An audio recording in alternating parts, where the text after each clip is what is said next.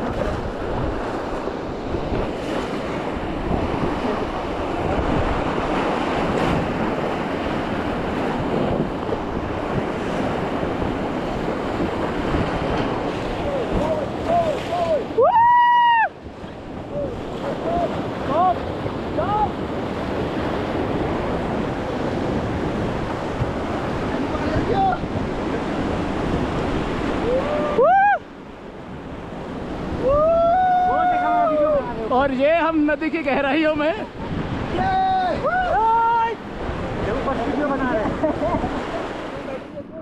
तेरह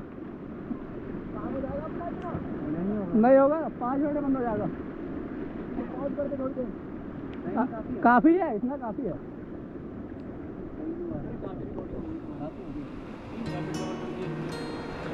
फिर हम लोग यहाँ से 7 किलोमीटर दूरी पर स्थित मैग्नेटिक हिल के लिए निकल गए, जो अपने आप में ही एक खास जगह है।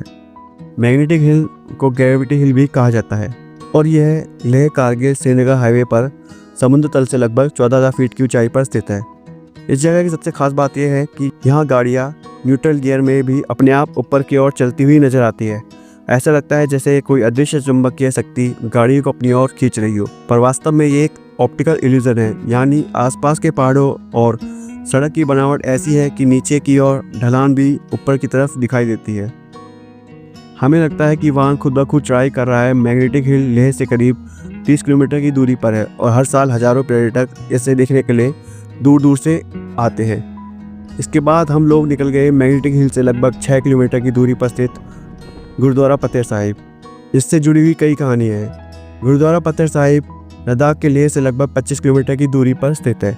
गुरुद्वारा फतेह साहिब लद्दाख के लेह से लगभग 25 किलोमीटर दूर लेह कारगिल रोड पर स्थित है। इसे सिखों के पहले गुरु नानक देव जी की स्मृति में बनाया गया था। कहा जाता है कि 1517 में गुरु नानक देव जी ने जब लद्दाख और तिब्बत की यात्रा पर आए थे, तब यहाँ एक दानव लोगों को बहुत सताता था।